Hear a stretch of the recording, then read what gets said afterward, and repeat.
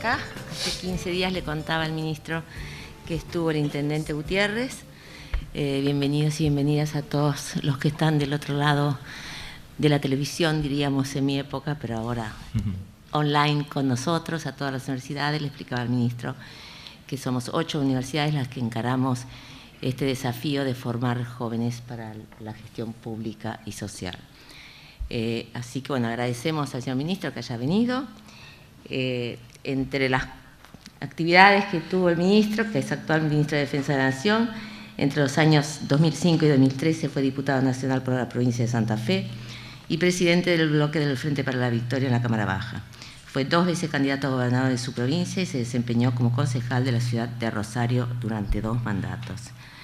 Ya comprenderán que es alguien que desde su experiencia puede perfectamente bien contarnos y formarnos en justamente esta gestión pública y social. En el encuentro pasado dijimos que, bueno, que la gestión es una cosa, ¿no? Y tiene siempre algún proyecto político por detrás, algún proyecto nacional, como queremos nosotros que acompañen. Así que tenemos que decidir y definir y separar lo que es la gestión pública y la gestión social del proyecto en el cual se enmarca. Así que, Agustín, todos tuyos los 800 jóvenes que están del otro lado. Bueno, muy buenas tardes a todas y a todos. Muchísimas gracias por la invitación, felicitaciones por la iniciativa. La verdad que es un honor tener la posibilidad de conversar con todos. Me voy a parar pensando en el futuro, ¿no? Pensando en la Argentina que viene y en cuáles son los desafíos que tiene la Argentina que viene. Y esos desafíos, obviamente que a mi criterio, está por demás decirlo, digamos, ¿no? Que yo creo que son desafíos que se pueden resolver positivamente en tanto y en cuanto la aplicación de las políticas públicas sea una aplicación que tenga que ver con el modelo que se sostuvo durante estos 12 años. Pero lo primero que quiero decir es hacer una caracterización de que por qué yo creo que la Argentina de hoy puede hablar de desafíos y que la Argentina hoy tenga la posibilidad de hablar de desafíos es un hecho singularmente positivo, ¿no?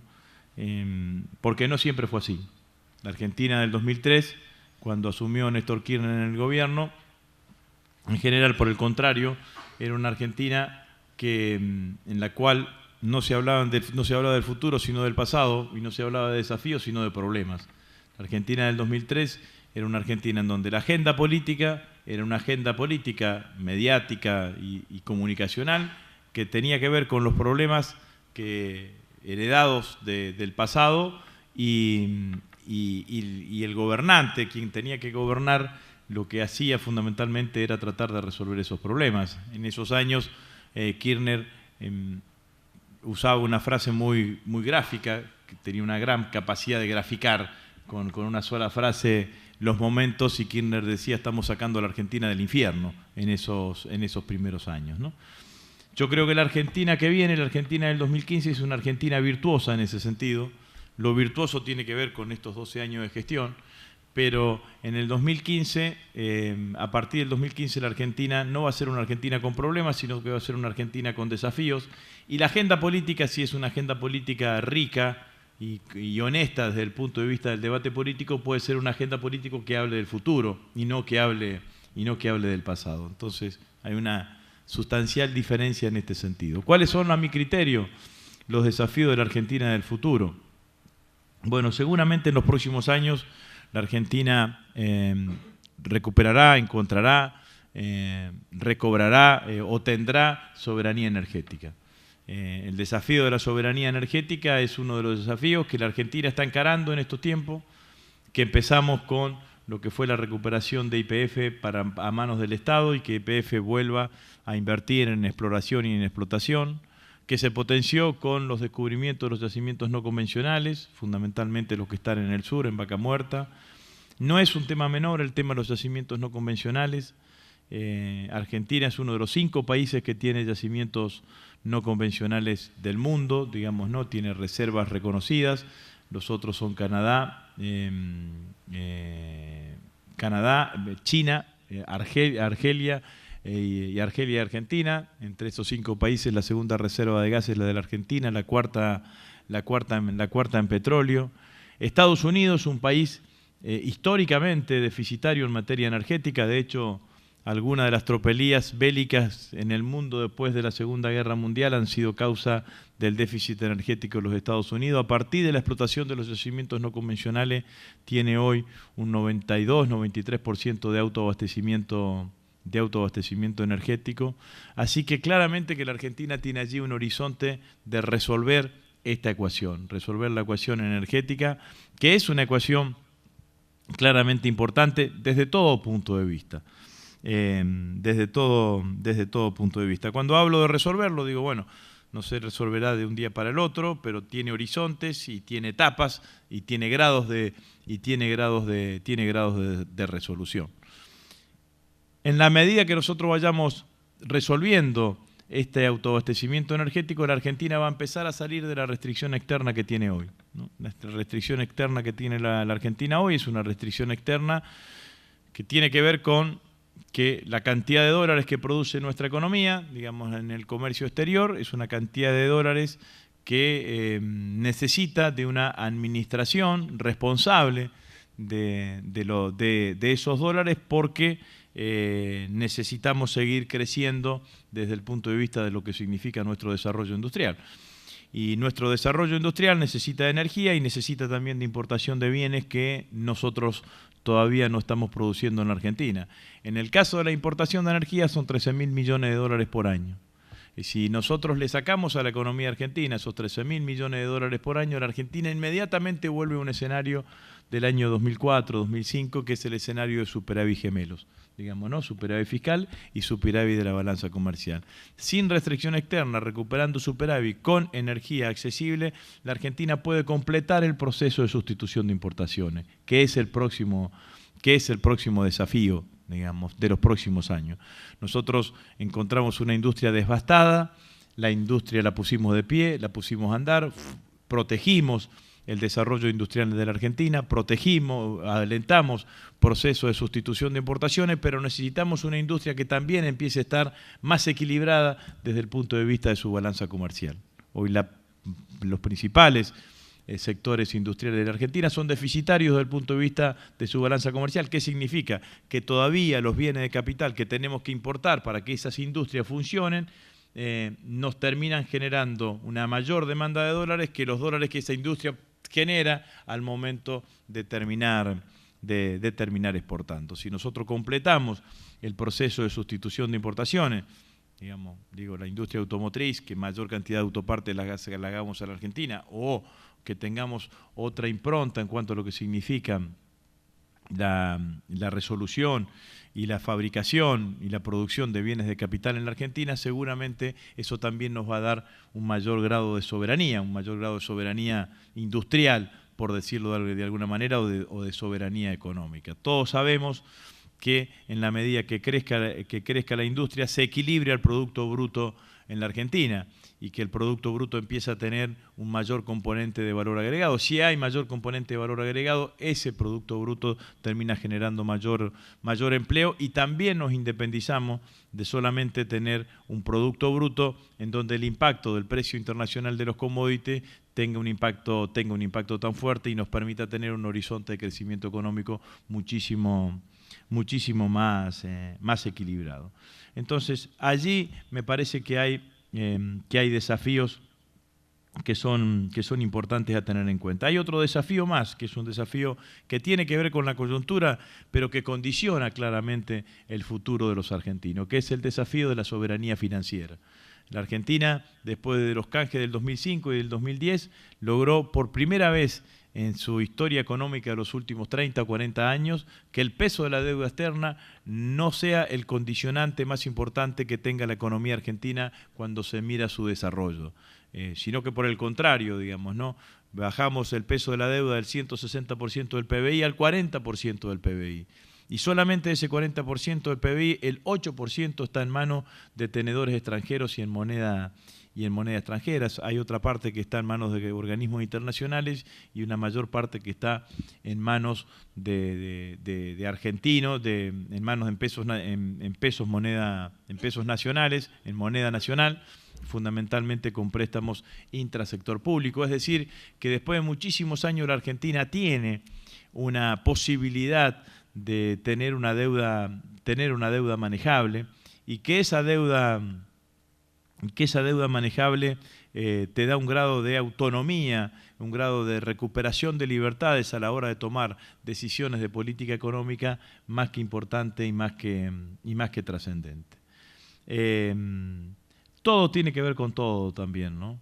Porque en este debate, en esta tensión que tenemos con los fondos buitres, cuando algún dirigente político se levantó un día y dijo, bueno, ahora hay que ir a pagar lo que dice Griesa, eso significa que la Argentina vuelva a ser un país sobreendeudado. Cuando tuvimos etapa de sobreendeudamiento, como en los 90, lo que terminamos pagando es con la privatización de las empresas públicas. Y es probable que si tenemos un nuevo escenario de sobreendeudamiento, ya no vengan por las empresas públicas, sino que vengan por los recursos naturales, digamos, ¿no? Y que erotiemos vaca muerta en distintos lugares y en distintas inversiones. Entonces ahí, en una misma operación, perdemos soberanía financiera y nos alejamos del término de la soberanía energética. Y sin soberanía energética y sin soberanía financiera, tener soberanía económica desde el punto de vista de lo que significa el desarrollo industrial se aleja un poco más. Por eso digo que los desafíos se resuelven en la medida que apliquemos una mayor o apliquemos una continuidad en el marco de las políticas públicas. Me parece que en el futuro hay un desafío que incluye a todos los que hoy nos están escuchando, digamos, ¿no? Y que incluye a todo lo que es el mundo, lo que yo llamo genéricamente el mundo del conocimiento, ¿no? La Argentina ha invertido un montón en materia de educación, ciencia y tecnología durante estos años, ¿no? Ley de financiamiento educativo, ley de la nueva ley de educación técnica con el fondo de equipamiento de las escuelas técnicas, la ley de educación nacional. Se duplicó el presupuesto universitario equivalía al 0,5 del PBI, hoy tiene el 1%, del PBI. Se creó el Ministerio de Ciencia y Tecnología. Se aumentó el presupuesto en todo lo que significan las inversiones en desarrollos y en investigaciones, y el presupuesto del CONICET y de todas las áreas. Hay 1.111 científicos, el último dato que tengo, que antes investigaban fuera del país y que hoy investigan en la Argentina. Bueno, en los próximos años eso tiene que tener un punto de vinculación y una simbiosis muchísimo más fuerte de la que tiene hoy con el sector productivo. Tiene que eso que programamos tanto, que es la transferencia de conocimiento entre el mundo del conocimiento, entre el mundo del pensamiento y el sector productivo, tiene que ser un hecho cotidiano. Yo suelo decir que tiene que pasar con eso lo que pasó con el cinturón de seguridad. Hace 30 años atrás había 1 de cada 100 que utilizaba el cinturón de seguridad. Hoy no hay nadie que se suba a un auto y que no utilice el cinturón de seguridad. Entonces tiene que pasar de ser un hecho extraordinario que todos celebramos cuando vemos que hay inversión en ciencia y tecnología por parte del sector privado, y esa inversión también vincula fundamentalmente con los desarrollos científicos y con el mundo del pensamiento, con las universidades, con el CONICET, con el Ministerio de Ciencia y Tecnología. Ese hecho tiene que ser un hecho cotidiano. No es solamente una buena medida, es una necesidad. Si nosotros, primero es una necesidad de los dos mundos, porque así como a veces yo siento que hay que incentivar más a aquellos que investigan, a aquel mundo del pensamiento, a aquel mundo del conocimiento, para que provoque esa transferencia de conocimientos, y tiene que haber un aliento en este sentido. También el sector productivo tiene que tener una mirada muchísimo más estratégica, porque no alcanza con que el Estado sea el único que invierta en ciencia y tecnología en la Argentina. Dos empresas multinacionales, Motorola y IBM, representan el mismo presupuesto que la totalidad de los países de la UNASUR en I+D. digo, lo repito, 2 empresas multinacionales invierten en I+D lo que todos los países integrantes de la UNASUR invertimos sumados, invertimos en I+D. Entonces, necesitamos que el sector privado argentino también invierta en investigación y desarrollo y que esa inversión salga a partir de este encuentro y esta sensibilización. Seguramente, si eso lo provocamos, si eso lo direccionamos, si disciplinamos ambos mundos, digamos, ¿no? Este mundo del sector productivo y este mundo del pensamiento, digamos, ¿no? Que es el sector productivo también invierta y reinvierta más en Argentina, seguramente eso también va a provocar una mejora de calidad de nuestro valor agregado. Vamos a tener un producto bruto de mayor calidad en estos términos y al mismo tiempo vamos a tener una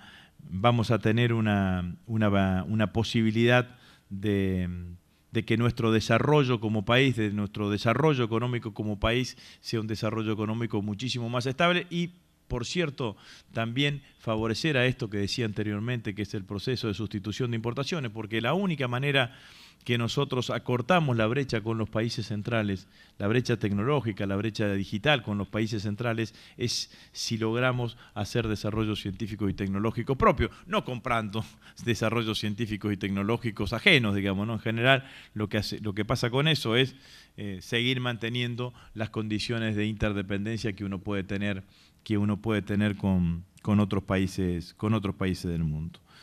Me parece que el otro desafío que vamos a tener es un desafío que yo lo escucho poco, pero me parece que es trascendente. La Argentina de hoy es una Argentina con alto nivel de ocupación. Tiene una Argentina con bajos niveles de desocupación. En la próxima década, la población económicamente activa va a aumentar en 4 millones de argentinos y argentinas.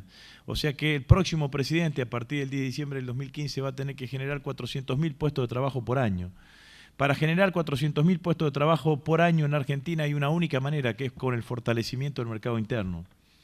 Y para que haya fortalecimiento del mercado interno se tienen que seguir manteniendo los incentivos para el consumo, porque cuanto mayor consumo, mayor fortalecimiento del mercado interno, y eso nos genera una oferta de bienes y servicios que termina generando mayor cantidad de producción, mayor cantidad de puestos de trabajo, digamos, ¿no? Por eso hay que tener muchísimo cuidado a los que conjugan el verbo ajuste, digamos, ¿no? Como fue el coloquio de IDEA hace 3 semanas en la ciudad de Mar del Plata. El ajuste significa menor inversión social, para la derecha menor gasto social, digamos, ¿no? Y la menor inversión social son, en términos relativos, menos sueldos, menos jubilaciones, menos pensiones, menos asignación universal por hijo. Si hay menos de todo eso, hay menos consumo. Si hay menos consumo, hay achicamiento del mercado interno, hay mayores niveles de desocupación. Si hay mayor nivel de desocupación, hay pérdida del poder adquisitivo del salario, del peso del poder adquisitivo del salario. Entonces también allí hay un desafío importante, digamos, ¿no?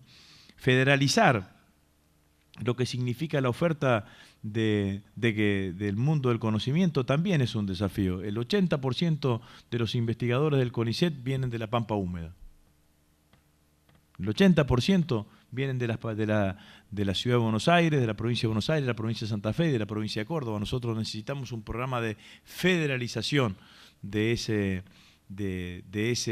proceso, digamos, ¿no? Para que haya también el desarrollo científico y tecnológico no solamente apunte a acortar la brecha social, sino también a acortar los desequilibrios regionales que en nuestro país sabemos que existen y que la única manera de equilibrarlos es con la acción directa y la acción concreta por parte del Estado. A mí me parece que en estos ejes están los desafíos de los próximos años, digamos, ¿no? Desafíos que seguramente nos van a permitir encontrar los ejes de qué sectores industriales terminar fortaleciendo, de cuáles son los lugares en donde la Argentina puede ser un país claramente competitivo. Los argentinos hemos hecho experiencias enormes. La experiencia del ARSAT es una experiencia, es un acto de soberanía, digamos, ¿no? Porque son claramente desarrollos un desarrollo tecnológico propio, con mano de obra argentina, con ingeniería argentina, con técnicos e ingenieros argentinos, ¿no? Que nos permite, sin duda, mostrarnos a nosotros mismos que estamos capacitados para cualquier tipo de iniciativa. Bueno, para esto también hay que tener decisión política, ¿no? La ley de creación de ARSAT se aprobó en el año 2006. Yo era diputado nacional. Después de 8 años de decisión del Estado Nacional, y con una inversión de 270 millones de dólares, tenemos el ARSAT 1, ¿no? Entonces, esto también es decisión política, digamos, ¿no? Pensar que algún dirigente político de la Argentina dijo que era una ladera, ¿no? Una cosa de ese tipo, de que hay que entender poco de qué se trataba, digamos, ¿no? Como para tener una expresión. ¿Para qué van a poner una heladera en el espacio, digamos, ¿no? Una cosa de ese tipo. Hay que entender poco de lo que se trata en la Argentina. Bueno, u otros más sofisticados decían, ¿para qué vamos a tener un satélite? Alquilémoslo, que era lo que pasaba anteriormente. Bueno, pero las decisiones tienen que ver fundamentalmente con esto, digamos, ¿no? Si uno quiere ser un país independiente, un país autónomo, un país soberano, tiene que tener presidentes que tomen decisiones políticas y que esas decisiones políticas las mantengan en el tiempo y que se alejen de aquellos reclamos mágicos que te lo presentan, o esas soluciones mágicas como que te permiten, como en el juego de la oca, adelantar una cantidad de casilleros, pero en realidad en la primera de cambio volvés a empezar de cero, digamos, ¿no? Entonces, el camino de la autonomía, el camino de la soberanía es un camino que tiene sus dificultades, pero seguramente es un camino más beneficioso para el conjunto del país y para el conjunto de la nación. Me parece que como primera parte... Gracias. Mientras tanto, le vamos a contar un poco al ministro, que además de agradecerle otra vez, que trajo, porque en su gestión se descubrieron, como todos ustedes saben, las actas de las fuerzas militares sobre justamente toda la represión que habían cometido, y para quien las quiera ver, están en la biblioteca de la Universidad Nacional de Lanús. Le contamos a Agustín que tanto hincapié hiciste en la sustitución de importación de ideas. Justamente nosotros vamos a presentar, particularmente yo lo voy a hacer, el modelo de sustitución de importación de ideas, no de productos. En eso estamos empeñados en esta universidad. Por ejemplo, ustedes saben que antes, ahora que es ministro de Defensa, se enseñaba estrategia y se enseña estrategia y táctica solo en los institutos del ejército, de la policía, etcétera, etcétera. Y nuestros jóvenes tienen acá planificación logística, y nuestros niños que vienen acá en verano hacen ajedrez y ya son muchos de ellos campeones. ¿Por qué? Porque esto que dice Agustín requiere que todos estemos alerta y pensemos que por más voluntarismo que tengamos, ¿sí?, el otro también juega. Y hay que pensar qué va a hacer el otro para impedirnos hacer lo que nosotros queremos hacer. O sea, defender justamente esta soberanía, no solo en lo industrial, también en lo militar, también en lo territorial y también en lo cultural. Porque acá me parece que muchos nos olvidamos que, como dicen otras latitudes, estamos siendo maquiladores de ideas ajenas. O sea, ¿qué hacemos? Tratamos de adaptar la idea ajena, supuestamente universal, a nuestra realidad.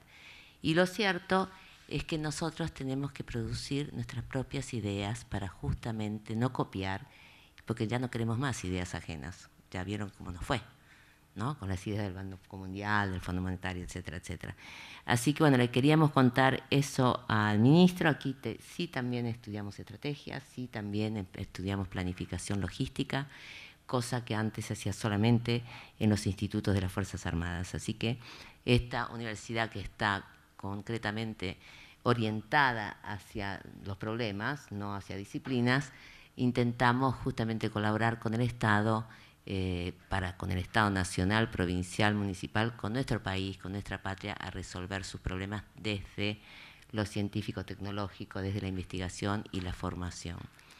Y una buena noticia para que la tengan, la provincia de Buenos Aires está decidida a que, le hemos hablado ya algunas veces, a que las universidades tengan iniciativa de ley. ¿Qué queremos decir con eso? Que nuestros investigadores, nuestros profesores, nuestros docentes, etcétera, no solo del CONICET, sino que se amplían los derechos para que aquí hay 20.000 estudiantes, en La Matanza hay 40.000, y así seguimos. Ya somos en el conurbano sur más lo mismo que la Universidad de Buenos Aires, más o menos son 300.000 estudiantes. Por supuesto que no salimos en los diarios, pero bueno, nada de lo bueno sale de esta región. Y eso implicaría justamente incentivar a todos nuestros investigadores docentes a que en cada lugar de la provincia de Buenos Aires puedan tener, ya lo tienen, el conocimiento de cada problemática de cada lugar. Y entonces vamos. Una es, ¿cuáles son los conflictos potenciales o hipótesis de conflicto que enfrenta América Latina en general y Argentina en particular? Y la otra, que creo que está relacionada, cómo relacionar en la Argentina de hoy las necesidades de producción de conocimiento con las necesidades de defensa nacional. Bueno, la Argentina es un país que ha definido su política de defensa sin hipótesis de conflicto. Digamos, no, nuestra política de defensa ha eliminado la hipótesis de conflicto. Nosotros tenemos una política de defensa que es fuertemente cooperativa con el resto de los países integrantes de la UNASUR.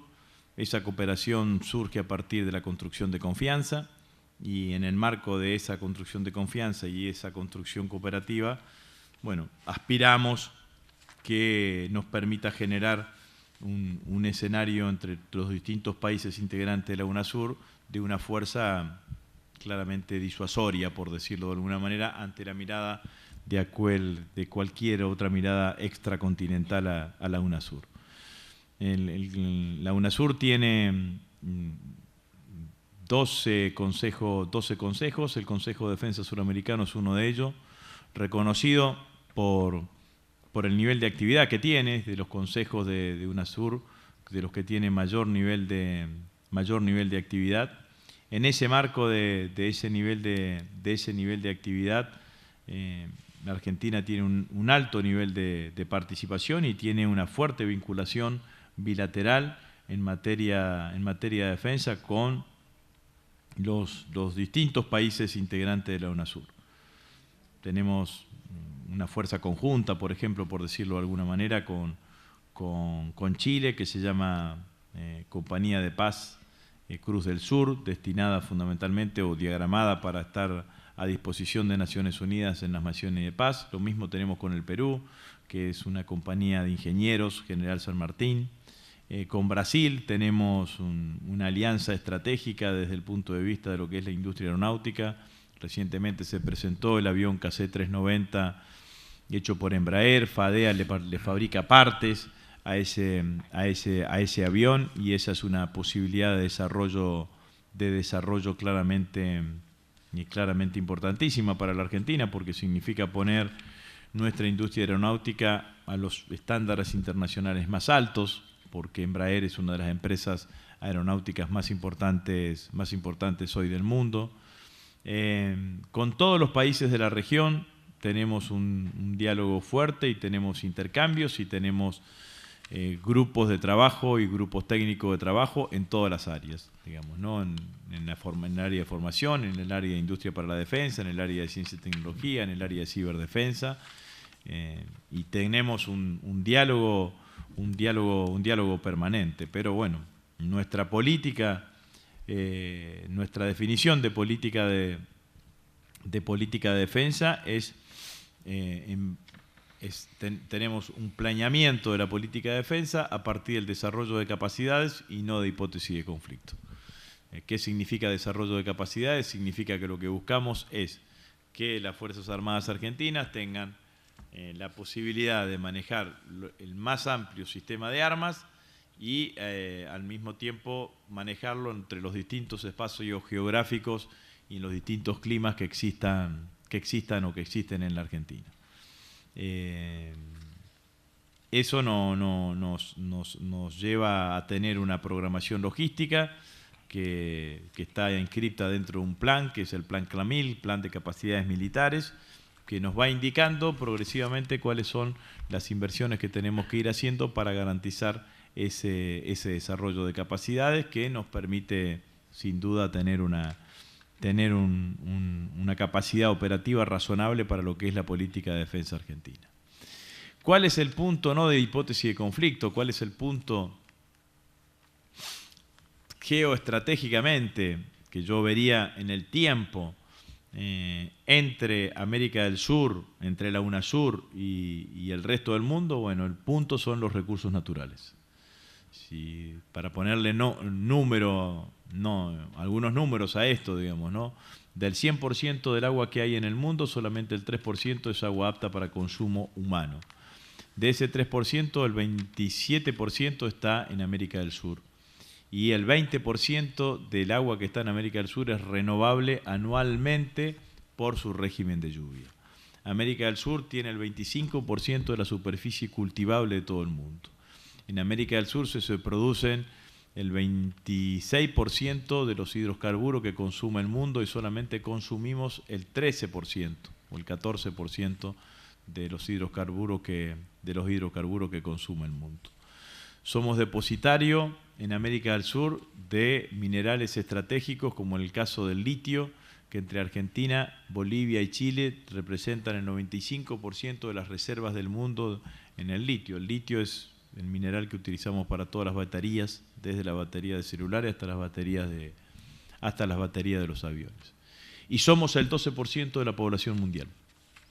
Y tenemos afuera de América del Sur un mundo que demanda todo lo que tiene América del Sur y que es el 88% de la población. Entonces, en realidad, cualquier dirigente político que tenga una mirada más allá de la coyuntura, que tenga una mirada más estratégica, debe prever que en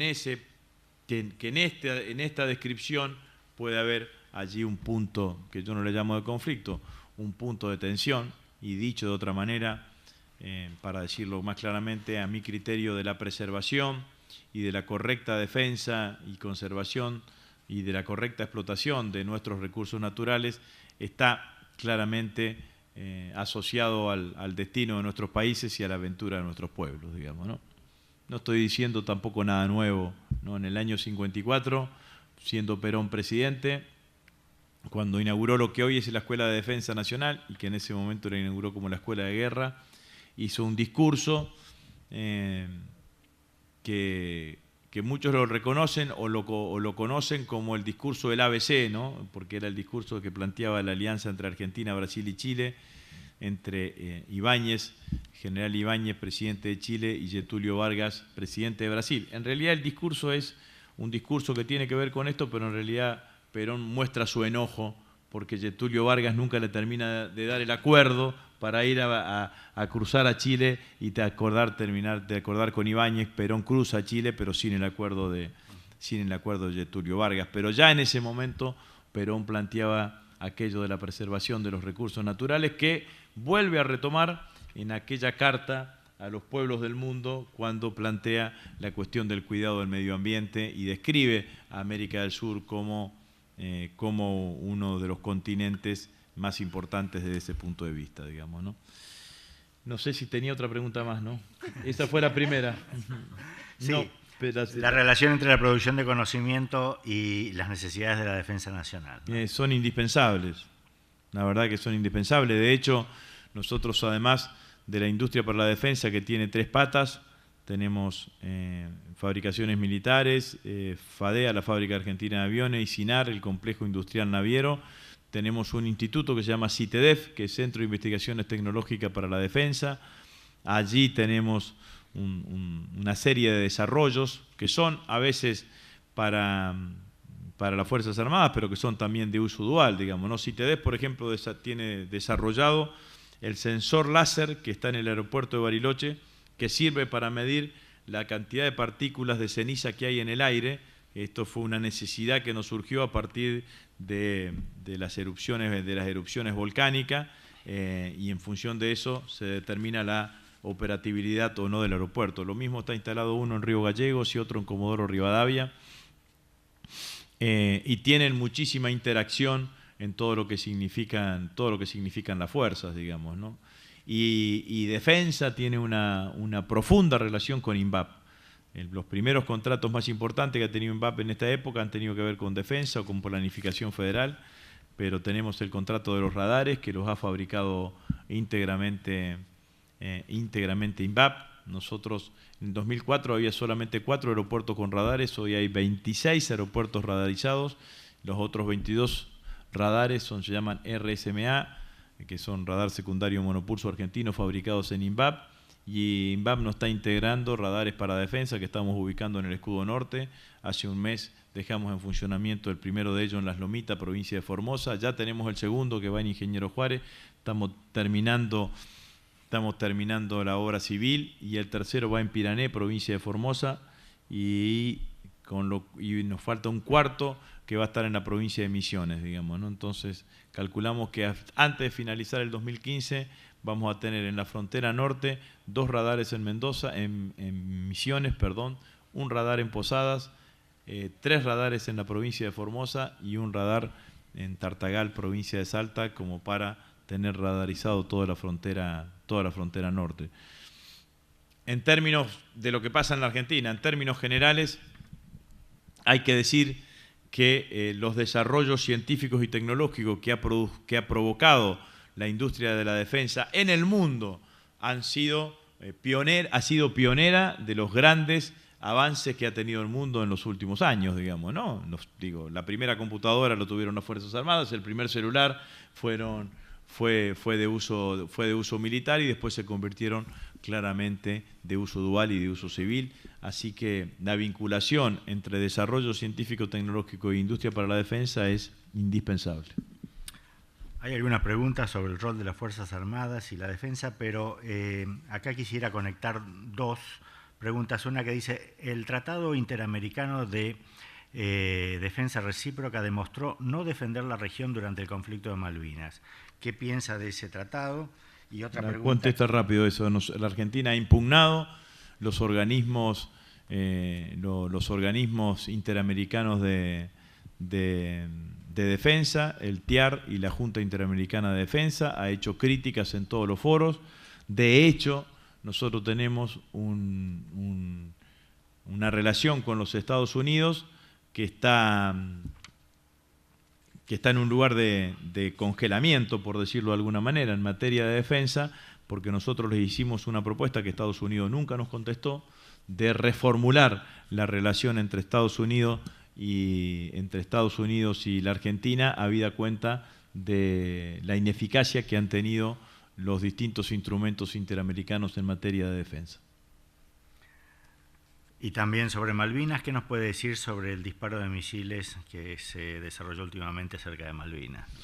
El 2 de abril de este año, la Presidenta de la Nación hizo, en el acto que se hace durante todos los años, alertó al mundo y a todos los argentinos lo que estaba sucediendo en Malvinas. La Presidenta dijo, bueno, ya no es solamente el reclamo de una situación de colonialismo inadmisible a esta altura del siglo XXI, ni tampoco es la preocupación que tenemos por el no cuidado por parte de Gran Bretaña de los recursos naturales, fundamentalmente los recursos naturales en los mares adyacentes a Malvinas, el indiscriminado permiso de pesca que terminan entregando en Malvinas, sino que también estamos en presencia de una escalada desde el punto de vista de lo que significa la militarización de las Malvinas. La Presidenta habló en ese momento de una base de armas nucleares, de que hay tantos efectivos del ejército británico como habitantes en Malvinas,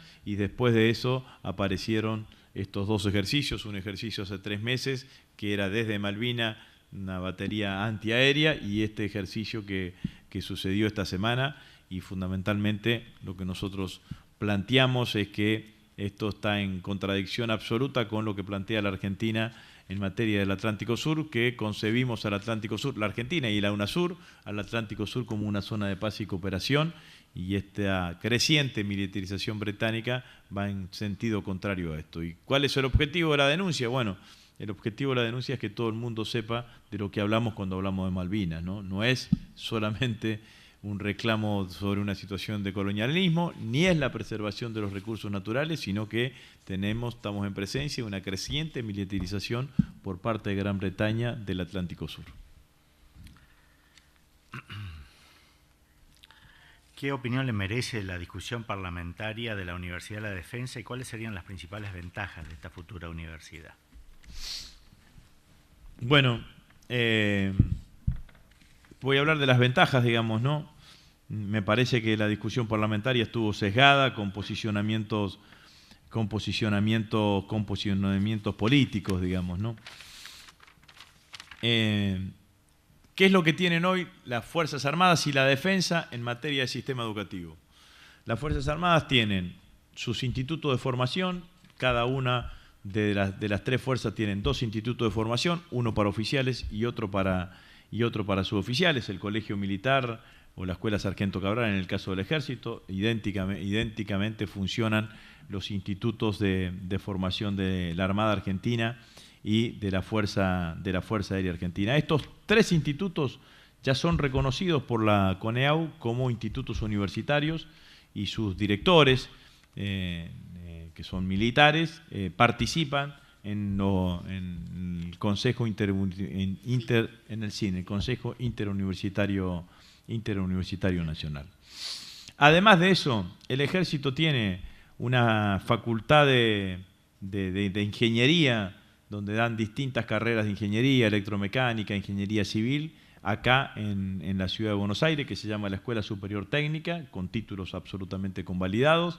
Y la Fuerza Aérea Argentina tiene el Instituto Universitario Argentino con sede en Córdoba, que no solamente tiene orientación a carreras técnicas, sino que tiene una amplitud de carreras desde contador hasta licenciado en economía, tiene un sistema de educación a distancia, bastante importante y un proceso de creciente inscripciones de alumnos en esa universidad. Y además tenemos las escuelas superiores de guerra, que son 4, la Escuela Superior de Guerra Conjunta y las escuelas superiores de cada una de las armas.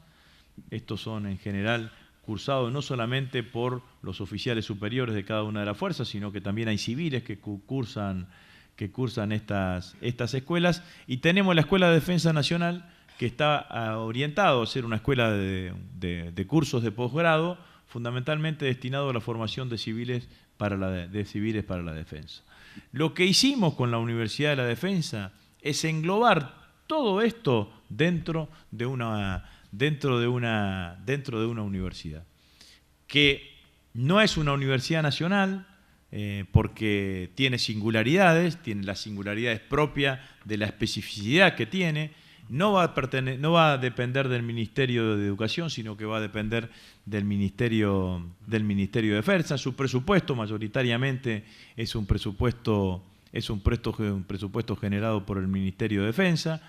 El rector de esa universidad va a ser un rector designado por el Ministro de Defensa, a instrucción de la presidenta. Es decir, que no generamos nada nuevo y lo que hicimos es englobar todo lo que es la instrucción, los distintos instrumentos educativos que pertenecen a las Fuerzas Armadas o al Ministerio de Defensa en el marco de una universidad con un rector designado por el Ministro de Defensa.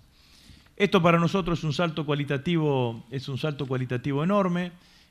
Para decirlo con claridad, si yo tengo que darle una directiva al director del hospital del Colegio Militar, que es un destino militar, que se resuelve con el mecanismo de los ascensos y de los destinos propios de la fuerza, primero me tengo que dirigir al jefe del Estado Mayor, el jefe del Estado Mayor al director de educación, el director de educación al director del Colegio Militar. Ahora, el mecanismo del civil, que tiene la responsabilidad de la conducción integral de la política de defensa, que en este caso vengo a ser yo, por decisión de la presidenta, va a tener un rector a través del cual va a poder canalizar la totalidad de las políticas educativas en el área de la defensa. Me parece que es un avance en todo lo que nosotros definimos como la conducción civil de la defensa, que nos permite claramente tener un acceso transversal a todo lo que, o un acceso no respetando, o respetando, no sería el término, digamos, ¿no? Pero otra posibilidad de acceso para llegar con los impulsos y con las decisiones políticas que se toman en el marco del poder político a un área tan sensible y tan importante como es la política de educación hacia el interior de las Fuerzas Armadas. La verdad es que yo estoy muy contento con el debate me parece que se desvirtuó, me parece que algunos realmente ni lo habían leído, no lo habían leído. Es imposible, nunca la concebimos como una universidad nacional, no podemos tener un escenario con niveles de autonomía, por lo que significa la instrucción y la formación militar. Tiene distinciones, digo, los que estudian la carrera militar no solamente no pagan arancel, sino que les pagamos, digamos, ¿no? La escuela de suboficiales, la escuela de oficiales cobran el salario mínimo durante todo el proceso de su formación. Pero a nosotros nos parece que construyendo esta Universidad de la Defensa nos va a acercar a todo lo que significa el sistema educativo de las Fuerzas Armadas al sistema universitario nacional, y que vamos a poder tener una mejor y mayor interrelación entre todo lo que significa la política de defensa en materia de educación con la política general en materia universitaria que tiene un organismo rector que es el Ministerio de Educación de la Nación y que tiene en el Consejo Interuniversitario Nacional una expresión importante, digamos, ¿no? Quiero decir, sí, además, de que con la Universidad de la Defensa hicimos todos los pasos que hay que hacer para la creación de unas nuevas universidades y que tuvo un dictamen favorable en el Consejo Interuniversitario Nacional, casi por unanimidad, con una sola abstención del rector de la Universidad Nacional de Río Negro, me parece, ¿sí? Pero que tuvo esa situación, lo cual genera un aval más que importante. Pasamos a otro tema. Entendemos que estamos en un momento en donde se pone en juego el proyecto, que es necesario profundizarlo. ¿Cuál es el rol de la juventud? Nosotros que somos jóvenes de organizaciones populares que estamos en el territorio. Bueno, muchísimos los roles que tenemos, no solamente los jóvenes, sino todos los militantes, digamos, ¿no? Pero si están específicamente en el territorio, diría dos recomendaciones, ¿no? Primero, tratar de que los argentinos que han sido portadores y que son portadores de nuevos derechos o de derechos que se han creado o derechos que se han extendido durante toda esta etapa, se apoderen de ellos y los defiendan a esos derechos. Siempre doy un ejemplo. Hablando de derechos, la derecha, digamos, es bastante perversa a la hora de comunicar. Entonces, vieron ustedes que la derecha, por ejemplo, cuando habla de asignación universal por hijo, no la llama asignación universal por hijo, la llama planes, ¿no? Y en la definición de planes está implícitamente la descalificación, porque los planes son para los vagos. Entonces, y en realidad la asignación universal por hijo no es un plan, es la extensión de un derecho. Antes la cobraban solamente los trabajadores registrados, ahora los cobran los trabajadores desocupados y los trabajadores no registrados. Nosotros, esa prédica a veces tan potente que yo siento que algunas compañeras que cobran la asignación universal por hijo, a veces la cobran media pichonada, digamos, ¿no? Como creyendo que se le está dando una dádiva o que le estamos haciendo un regalo. Y la verdad es que no es nada de eso. Lo que necesitamos es que esa compañera se apodere, se apropie de ese derecho y que ella lo defienda. Que ella sea capaz de defenderlo en todas las instancias. Una vez en un acto estaba y charlaba de estas cosas. Cuando terminó el acto se me acercó una compañera y me dice, el otro día a mí me pasó algo de lo que usted estaba hablando. ¿Sí? Le digo, ¿qué te pasó? Dice, estaba en el supermercado y adelante mío, en una localidad del interior de la provincia de Santa Fe, y adelante mío había una señora. Y esa señora estaba criticando a los que cobrábamos los planes. Entonces yo me intervine en la conversación y le dije, mire, yo cobro la asignación universal por hijo y no soy ninguna vaga. Esto era hace 2 años atrás, ¿no? Soy empleada doméstica y estoy en negro. Y mi marido tampoco es un vago, porque es electricista y hace changas. Y con la asignación universal por hijo le damos de comer mejor a nuestros 2 hijos, los vestimos mejor y van más contentos a la escuela. Ese ejemplo necesitamos que se multiplique. Para eso nosotros tenemos que hablar mucho con todos aquellos que son portadores de estos nuevos derechos, digamos, ¿no? Si a mí me preguntan qué es lo primero que hay que hacer con mirada a las elecciones del año que viene, si salir a pedirle el voto a los argentinos o salir a decirle a los argentinos que primero defiendan sus derechos, no tengo duda que lo que primero hay que decirle a los argentinos que sepan defender sus derechos, los derechos que se han construido entre todos colectivamente durante estos 12 años, digamos, ¿no? Y después una reflexión general para cualquier militante de nuestro espacio político. Hay que ser más política con los otros y menos política entre nosotros, digamos, ¿no? Hay que hablar más con los que no están convencidos y menos entre nosotros que estamos totalmente convencidos. Hay una pregunta tiene que ver ya con lo que venías planteando y estamos terminando, con el rol estratégico que se le asigna en la defensa al ejército, supongo que también es para todas las Fuerzas Armadas. Bueno, las Fuerzas Armadas son el instrumento militar de la política de defensa y nosotros lo que tratamos de hacer es, tenemos un modelo y que yo he tratado de generar algunas líneas de acción para los próximos años entre los cuales yo creo que se tiene que desarrollar nuestra política de defensa. Una pequeña introducción. Ha sido tan fuerte el peso de la cuestión militar en la Argentina, yo le llamo cuestión militar a la relación de los militares con la democracia, a la relación de los militares con los derechos humanos, es como que todo ese tema de la cuestión militar ocupó la mayor parte de las energías políticas y el debate público y el debate político, que quedó muy poco espacio para debatir una política de defensa. A mí me parece que en la medida que estamos encontrando a partir de la actuación de la justicia, con el juzgamiento de quienes cometieron delitos de lesa humanidad, un cierre, no digo un cierre, el término no es un cierre, una acción reparadora por parte del Estado alrededor de este tipo, de esta cuestión que tanto nos sensibiliza, tiene que aparecer un espacio para que la Argentina debata una política de defensa y que en ese debate de esa política de defensa podamos definir algunos ejes. Tiro algunos de los cuales nosotros como Ministerio estamos tratando de trabajar. El control del espacio aéreo,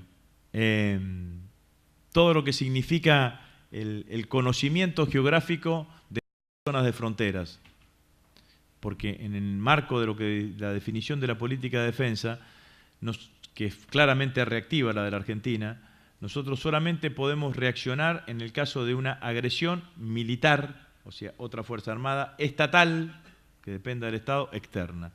Y la reacción solamente se puede dar adentro de nuestro territorio. Por lo tanto, el conocimiento geográfico de la zona de fronteras es una tarea a llevar adelante y a realizar por parte fundamentalmente del ejército argentino. Dije el control del espacio aéreo, dije el conocimiento geográfico de las fronteras argentinas, digo la protección y el cuidado de nuestro litoral marítimo, incluyendo todo lo que significa su proyección hacia la Antártida. Digo la vinculación entre defensa e industria para la defensa. La industria para la defensa es una industria noble, es una industria que genera empleo genuino, que sustituye importaciones, que mejora la balanza comercial. En muchísimos países del mundo es uno de los tractorcitos que tiene la economía desde el punto de vista de lo que significa el desarrollo industrial. Nosotros en algún momento, por ejemplo, fuimos pioneros en el marco de la industria aeronáutica, después de la caída, del derrocamiento de del gobierno del general Perón, en el segundo lustro de la década del 50, entró en un declive, pero hasta ese momento nosotros teníamos una industria aeronáutica potente, llegamos a tener con el Pulqui ser uno de los 3 o 4 países que tenía aviones a reacción en ese momento. Digo también la vinculación entre defensa y desarrollo científico y tecnológico, el abordaje de los nuevos desafíos, por ejemplo, la cuestión de la ciberdefensa. Todas las Fuerzas Armadas del mundo hoy hablan sobre lo que significa la cuestión de la protección de las redes y la protección de los sistemas de datos que cada uno de los países tenga. La vinculación entre defensa y recursos naturales, por esto que dije anteriormente, la preservación de nuestros recursos naturales, no porque haya que militarizar los yacimientos petrolíferos, digamos, ¿no? De hecho, el cuidado de nuestros recursos naturales, primero es una decisión política, después una decisión ambiental, una decisión de la política exterior, pero también la política de defensa tiene que tener una sensibilización alrededor de este tipo de cuestiones. La especialización en materia de misiones de paz, en donde la Argentina ha demostrado una alta capacidad, las misiones de paz que realiza Naciones Unidas, así que sobre esos ejes fundamentalmente estamos trabajando. Preguntan cuáles son las ventajas comparativas para nuestra inserción en el mundo en materia de desarrollo nacional, especialmente en política energética, y qué pasos deberíamos dar en el futuro. Bueno, nosotros podemos, como dije anteriormente, digamos, ¿no? Con la recuperación de YPF y con la aparición de los yacimientos no convencionales, seguramente en los próximos años vamos a tener soberanía energética. Si nosotros tenemos soberanía energética, esa energía la tenemos que utilizar para el desarrollo económico del país. No me imagino un país exportador de energía, digamos, hoy. Digamos, ¿no? Sí, lo que me imagino es un país que tenga energía lo suficientemente accesible como para potenciar todo su desarrollo industrial y que en el marco de ese desarrollo industrial nos permita tener un horizonte de producción nacional muchísimo más estable y más independiente de lo que significa el precio internacional de los commodities. Bueno, afortunadamente hemos visto el grueso de las preguntas. Quedan lamentablemente algunas pendientes, pero nos avisan que el ministro se tiene que retirar. Bueno, le agradecemos igual, sabiendo todas las actividades que tiene en esa función que está cumpliendo, más obviamente la defensa de los derechos y lo que hemos conquistado en esta década. Le agradecemos haber venido, le agradecemos de habernos dedicado este tiempo, y yo sé que hay jóvenes, muy jóvenes del otro lado de la pantalla y aquí también, y a veces siento que, me parece, porque algunos me lo dicen, ¿cómo se pueden hacer tantas cosas al mismo tiempo? O sea, sienten que se atosigan, diría uno, que dicen, ¿cómo se puede hacer? Y yo creo que acá no solo que aprendemos, ¿no? Sabemos, enseñamos a saber y también a saber hacer. Y también eso requiere una cuota de entusiasmo y de militancia, como dice el ministro, muy importante, con mucho amor a la patria. Así que, Agustín, muchísimas gracias. Bueno, gracias a todos ustedes. Y no aflojen, quédense ahí. Bueno, muchas gracias.